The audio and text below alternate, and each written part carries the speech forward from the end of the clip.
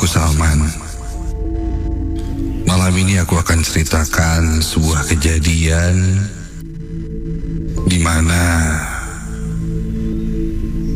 kejadian ini membuatku bertemu dengan sosok yang sangat menakutkan.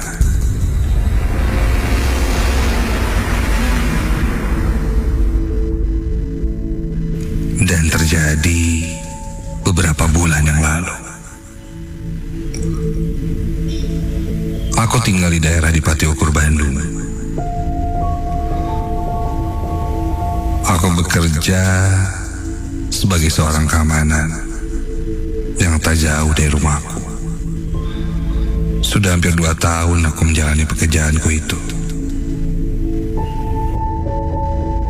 Awal mula kejadian ini aku alami ketika salah satu temanku, sebut saja dia Dendi, ingin juga ikut bekerja sebagai keamanan sepertiku. Dia meminta untuk ikut bekerja bersamaku. Karena kebetulan saat itu kantorku ini memang membutuhkan seorang security parkir, aku pun menawarkan temanku ini pada bosku dan langsung mengajaknya. Syukurlah, Dendi pun diterima. Saat itu masih kuingat hari Senin malam Selasa, di mana itu adalah hari pertama Dendi bekerja denganku. Setelah selesai kerja, Dendi mengajakku untuk berkunjung ke rumahnya. Dia mengajakku untuk sekedar makan malam, hitung-hitung ucapan terima kasih karena telah memberinya pekerjaan.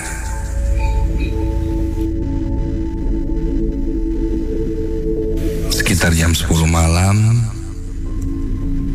kami tiba di rumah Dendi. Kulihat dia sudah menyiapkan beberapa makanan untuk siap disantap. Den, banyak banget makanannya. Hatur nuhun ya. Jadi gak enak nih. Begitu ucapku. Tak lama aku pun langsung menyantap makanan yang sudah disediakan. Namun, ketika sedang menikmati makanan, dari luar terdengar petir dan tiba-tiba hujan turun cukup deras.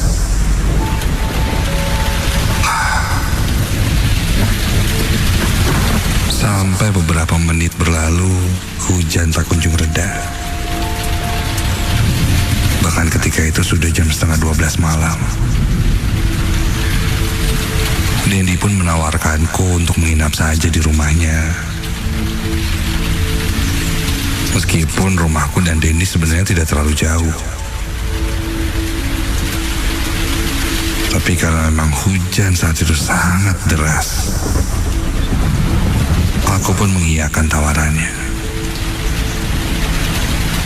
Ya udah Den, saya ikut tidur dulu aja di sini ya. Besok pagi saya pulang sebelum kerja.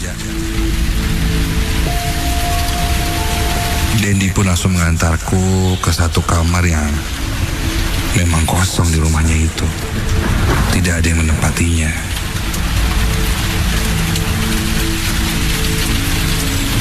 Karena sudah malam juga dan waktunya beristirahat, aku pun langsung berbaring di atas tempat tidur yang ada di kamar itu sambil memainkan handphoneku. Masih terdengar suara hujan yang cukup deras dari luar rumah. Kamar ini sepertinya memang tidak ada yang menempati. Di sekitar kamar tidak ada yang lainnya, hanya satu kasur saja yang kutiduri itu. Sisanya tidak ada. Bahkan lemari, meja, jam dinding Tidak ada sama sekali.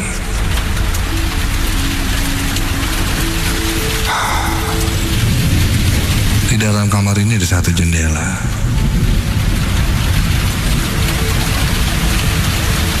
Dan ketika itu gordennya lupa ditutup. Baru ku sadar saat aku akan tidur.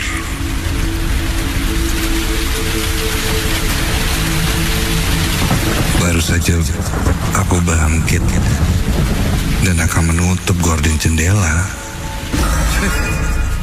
ku lihat ada yang mengintip dari balik gorden jendela kamar. Sangat cepat, langsung hilang dan terlihat sangat jelas.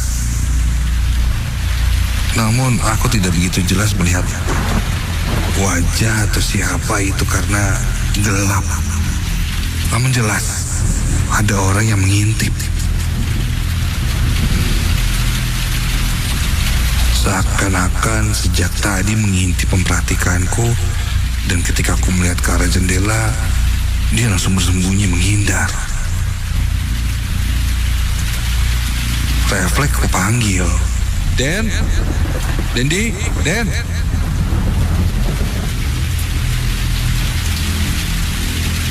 Aku yakin itu juga bukan Dendi. Tidak mungkin dia hujan-hujanan niat menjahiliku dengan mengintip seperti itu.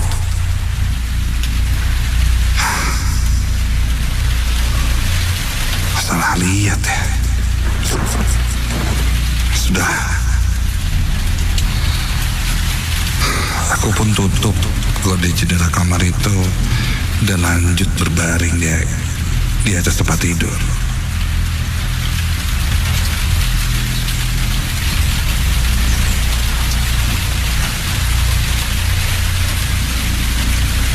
Hujan masih terdengar turun.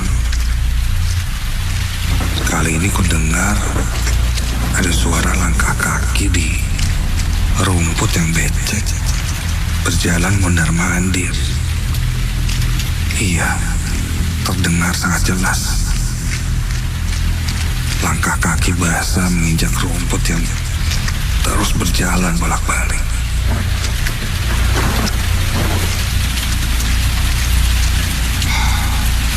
Penasaran, aku pun jadi terbangun. Ketika melihat ke arah jendela, karena lampu kamarku saat itu kumatikan,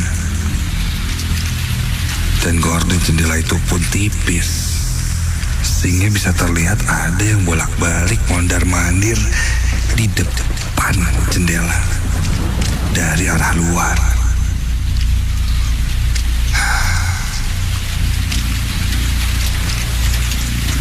Aku sebenarnya tidak takut. Aku kan seorang keamanan, security. Hal seperti ini jadi makananku setiap malam. Mencurigai seseorang yang tiba-tiba masuk. Aku pun langsung bangkit. Aku sibakkan gorden jendela itu.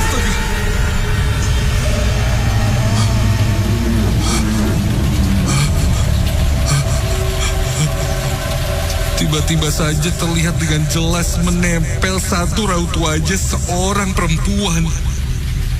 Menempel di kaca jendela dari arah luar. Wajahnya pucat dengan mata yang putih. Dan sekujur tubuhnya basah. Rambutnya panjang basah dan tak lama aku melihat sosok itu, aku langsung tutup kembali gorden jendelanya.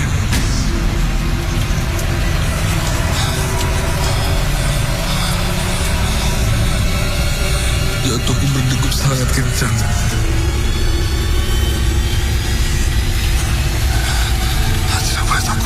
Tidak boleh takut. Aku meyakinkan diriku lagi dan mencoba melawannya. Melawan rasa ketakutan itu. Kali ini ku buka kembali gorden jendela itu dan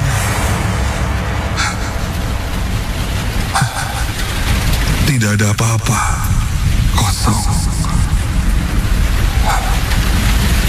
Yang kulihat hanyalah sebuah halaman kecil dan tembok.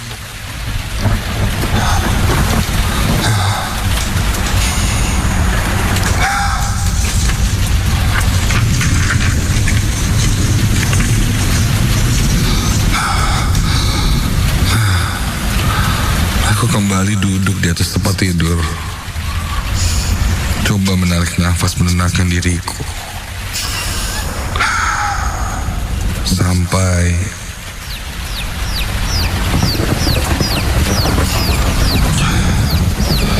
aku mendengar suara ada anak ayam. Iya, suara anak ayam.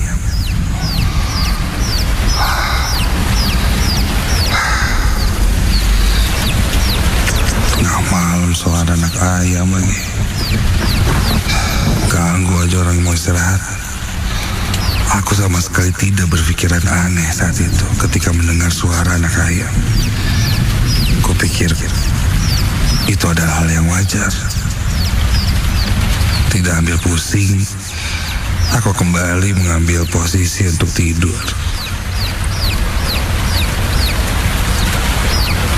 Hingga akhirnya aku pun terlelap.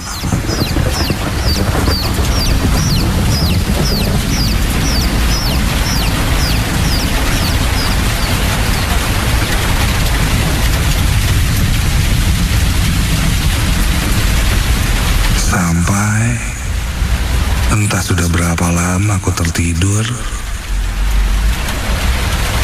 aku kembali terbangun ketika mendengar ada yang membuka pintu kamar. Dalam keadaan yang cukup gelap, setengah sadar, aku lihat ada yang berjalan masuk ke kamar ini. Sepertinya Dendi. Kenapa, Den? Den? Tapi dia tidak menjawab apa-apa. Perlahan dia berjalan ke arahku. Karena memang gelap dan aku pun masih setengah sadar. Aku tidak bisa melihatnya dengan jelas. Sampai lama-kelamaan dia mulai mendekat. Semakin dekat dan semakin terlihat jelas itu bukan Dendi.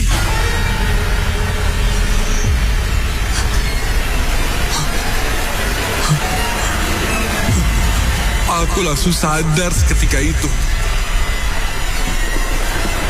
Yang ada di depanku adalah sosok perempuan dengan rambut panjang berantakan.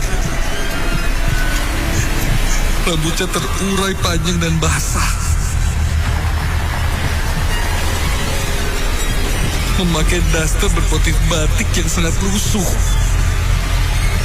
Dan wajahnya seperti seorang perempuan yang sudah sangat tua.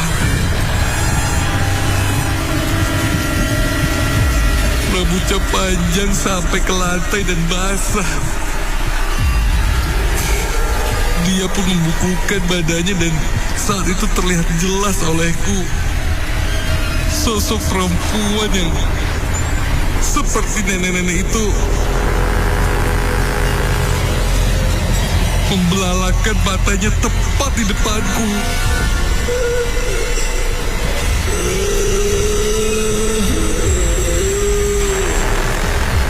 Badanku tidak bisa kugerakkan sama sekali. Itu sosok yang sama yang kulihat di jendela.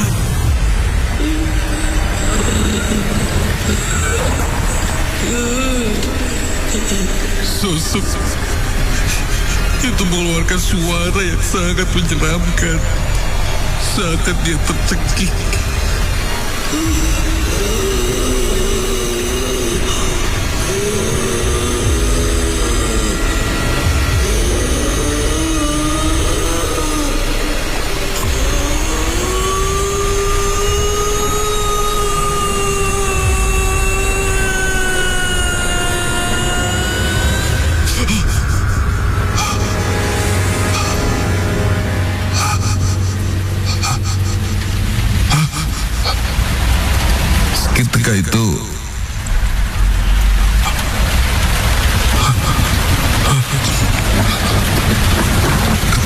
meronta, terperanjat. Sosok itu hilang.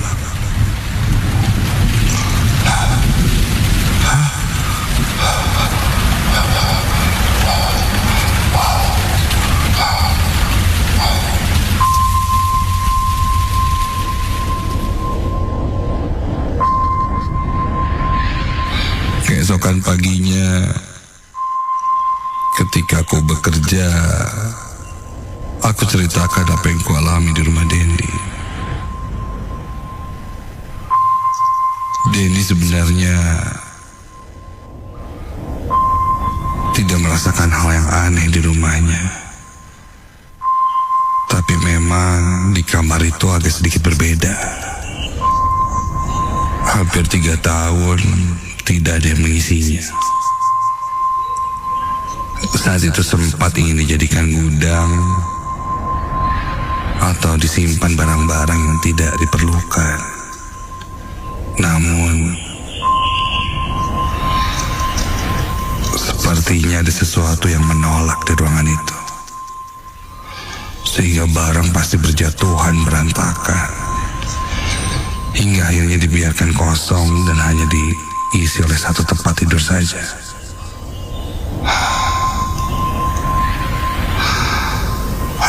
Entah ada apa, ada misteri apa dan siapa nenek itu. Dendi tidak menerangkannya lebih rinci. Sepertinya ada sesuatu yang lain yang tidak ia ceritakan. Tapi apapun itu yang pasti, aku pun melakukan satu kesalahan di mana aku tidak permisi dulu atau bahkan berdoa sebelum tidur, sehingga ada hal aneh yang menggangguku. Meskipun itu terasa seperti mimpi buruk, tapi percayalah, itu bukanlah mimpi.